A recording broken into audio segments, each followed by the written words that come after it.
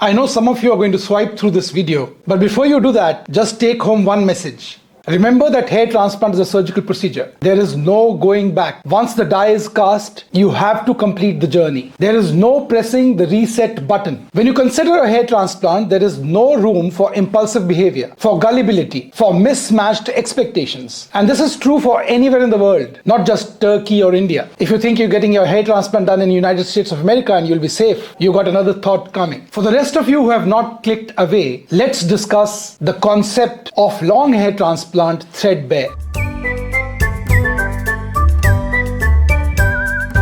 Today's hair transplant seeker is so confused when he searches the term hair transplant on the internet. So many techniques, so many options, clinics vying with one another to grab their piece of the cake, trying to grab the attention of the hair loss sufferer one way or another. A patient with grade 5 baldness walks into my clinic one day last week, wanting a hair transplant using long hair transplant, because he has a wedding to attend in the coming week.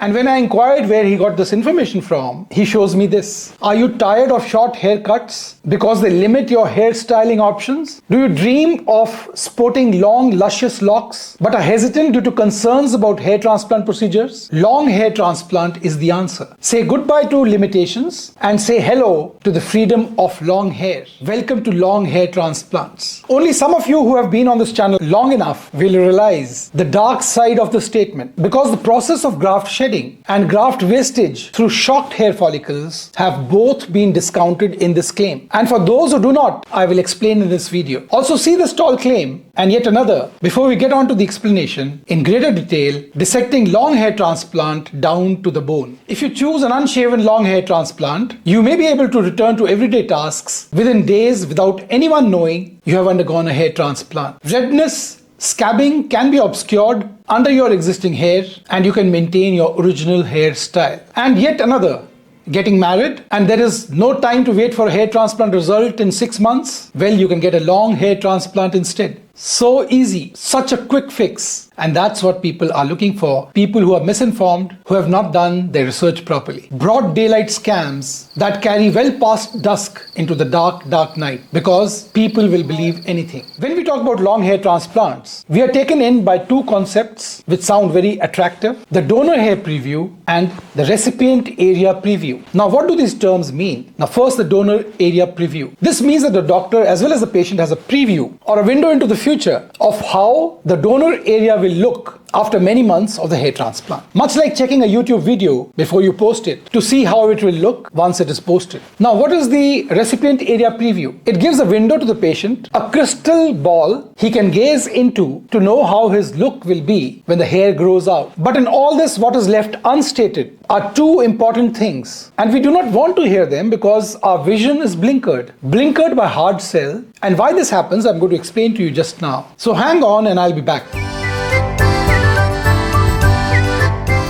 So first, let's understand the concept, the philosophy behind long hair transplant. What do the proponents of long hair transplant have to say about it? A decade and a half back, about 15 years back, FUT surgeons had been fighting tooth and nail to retain their piece of the pie in a changed world where FUE hair transplant surgery had grown by leaps and bounds, and then they came up with something called as the long hair transplant. Long hair transplant, they thought, would make them stay relevant in the changing times. But this was just a desperate effort to fortify the bastion as a last-ditch effort. And I'm soon going to tell you why. These long hair FUT surgeons soon moved on to long hair FUE technique since they felt the ground was slipping below their feet. Because sticking on to FUT was slowly becoming impossible for them. So long hair FUE was introduced in 2016 with the stated advantage of donor area preview and recipient area preview. With no need to shave the donor area, long hair FUE technique was said to allow the surgeon to control the donor area density to prevent over-harvesting, as if it was not already being done through meticulous FUE technique. But then these proponents of long hair transplant were new to the FUE technique, new to the FUE hair transplant learning curve, and they can't tell the patient that they will take time. The concept of recipient area preview, when first introduced, involved graft harvest by FUT technique and relocation of the transplanted donor hair, maintaining its natural length. However, all this was done by ignoring the dynamics of wound healing, ignoring the dynamics of hair biology. This sales pitch wanted the hair loss sufferer to believe that surgical results expected at more than 1 year after the hair transplant can be visualized immediately after the surgery, like the preview of a video before you post it. And getting a hair transplant done through the long hair transplant technique allows you to hit the ground running. It is less obvious that you have undergone surgery. The downtime is less. This is what the proponents of long hair transplant said to the public. So let us find out what the long hair transplant pitch, the sales pitch, looks like, point by point. Number one stated benefit of long hair transplant, the main advantage, as we are told, is the immediate visualization of the probable result which will unfold after 1 year is known to the patient at the time of surgery. In addition, the recipient area looks natural and is camouflaged with long hair, making the surgery inconspicuous. That is, recipient area preview is plausible.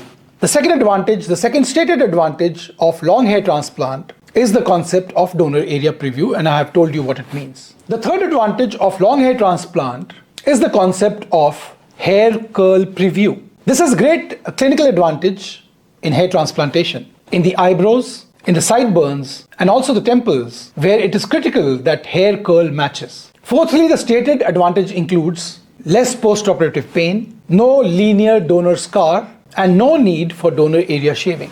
And these are the same proponents who proposed in their numerous debates on FUT versus FUE that a linear hair transplant scar is better than an FUE scar. So you can read between the lines. Lastly, even during the resting period of hair follicles, after the shedding of the transplanted hairs, the hairs which were not shed help create a natural appearance in the recipient area, though there are very few pictures to support this fact. The disadvantages, as stated, are carefully veiled as disadvantages due to the technicality of the process of hair transplant, long hair transplant. Number one, prolonged time of surgery. The unsuspecting client is made to feel that the doctor is giving him much more time in a difficult procedure, in a procedure which is state of the art. And he feels similarly for the second explanation, the necessity in this procedure for employing greater amount of staff, because graft harvesting and preparation of long hair FUE requires more manpower and time than for other traditional FUE methods. And thirdly, the prolonged learning curve. This is a surgeon who is an FUT surgeon just switched to FUE practice, telling everybody that there's a long learning curve of FUE, and makes him sound like a person who's been doing FUE for a long time, and he's now on to a state-of-the-art modern FUE technique, which he has mastered, hiding the fact that all this while, till a few years back, he was a full-blown FUT surgeon. And you can check on his site, on his website, on his YouTube platforms, if what I state is incorrect. And lastly, the requirement for a higher degree of expertise. A veiled argument why this procedure, this cutting-edge procedure they've laid their hands upon, is not being offered by other clinics. Before I give you my take on this, my philosophy, what I think about long hair transplant, let me tell you that hair transplant is a balancing act that seeks to give natural results, improved survival rates, high density, without compromising with proper, gentle handling of the grafts, and without increasing the out-of-body ischemia time for grafts. At the same time, using laborious FUE technique. Now look at this punch, the punch used for long hair transplant. The hair are individually threaded through the slot, and through a mechanism of to and fro motion of the punch, oscillation of the punch, the graft is loosened and then picked out. Imagine how much time this process will take. And you're wise enough to realize that any technique which prolongs the surgery will cause immense harm by deviating from the protocols, the laid down protocols of modern day hair transplant surgery. If you wish a donor area preview or a recipient area preview, this is very much visible on the clinic's website, on many videos posted on internet, on YouTube channels. You do not have to try it out on yourself and risk the many drawbacks that this technique has to offer. And I will list them out one by one. If the technique is so good, where are the results after 2 months? After 6 months of the surgery? Why only very few results? Only one occasional picture on the website. Are a few pictures enough to justify a technique? First, let's clarify what a long hair transplant actually entails. This method involves the extraction of hair without cutting them short, potentially providing a stated immediate aesthetic change. And this process is not without its drawbacks. Now let us dissect the stated advantages one by one. While a long hair transplant might offer a quick visual boost, the reality is, the truth of the matter is that all these hair are eventually going to shed. And the shedding, as you know, starts as early as the 7th day post-procedure. Loves labor lost. So much ado about nothing. In contrast, modern-day FUE hair transplants focus on no shortcuts, no compromise in density, less transection rates, optimal survival by decreasing the out-of-body time of grafts, long-term hair transplant growth, giving you results that withstand the test of time. And these results are verifiable because there are hundreds, thousands of such results on the internet. Only on my site, you will find thousands of them.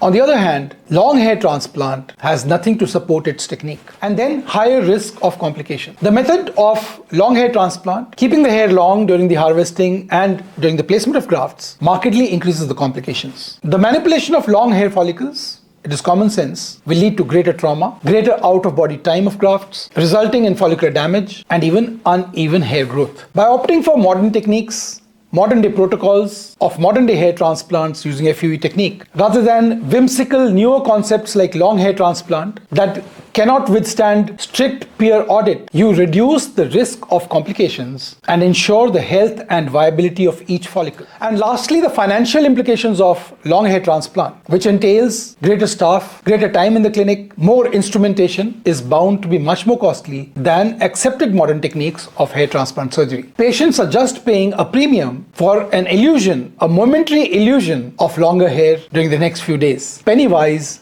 pound foolish. Investing in modern day hair transplants using direct methods of implantation, direct methods of extraction that provide natural growth over time will yield not only better value, but better results, better outcomes in the long term. Moreover, FUE is a blind technique. The only parameter that guides us in minimizing the trauma to the follicle being harvested is that the short hair, not more than 1 millimeter long, in the recipient area guides us straight to the follicle. Any longer length, the hair will be limp and it will point in the wrong direction. Because longer hair tends to curl with its weight and it makes it much more difficult to extract grafts with lower transection rates. As it is, FUE is a blind technique. By not shaving to 1 millimeter makes it doubly blind, increasing the transection rate exponentially. And some clinics have reported transection rates as high as 30 to 50%. Now, are these transection rates acceptable? And then no one has ever shown a long hair transplant for say 2,500 grafts in a workshop or on a live session. If they had, I would believe it. And so would you. We have only seen long hair transplants being done for shorter cases,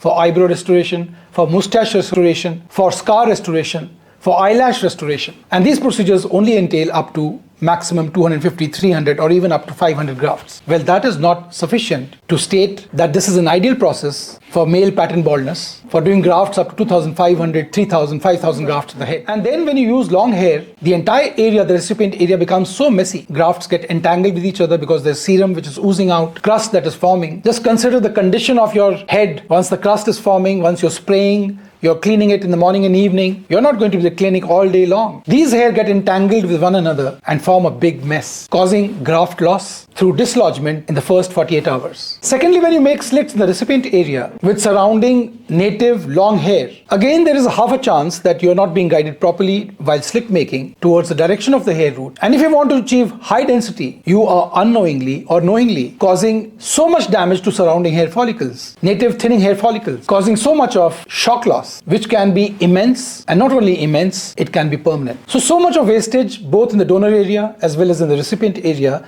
is it justified? Well, long hair transplant has its indications. It has good indications when you use it for facial hair transplant, like for the eyebrows, the eyelashes, the mustaches, scars on the face and the beard area. Yes, this is a good indication because hair curl is an important factor when you place hair on the visible facial areas. It has many advantages. But if you think long hair transplant has advantages in androgenic alopecia for high grades of baldness, you are mistaken. You are being led down the rosy garden path. So that is a talk for the day. If you have any questions about long hair transplant, about hair transplants in general, about hair loss treatment for men and women, do drop a comment in the comment section below. And also, if you want to be on my live session, YouTube session, live streaming, do let me know. I'll include your question and we will meet again. If you haven't subscribed, please do. Your encouragement keeps the channel going. Have a nice day and God bless you.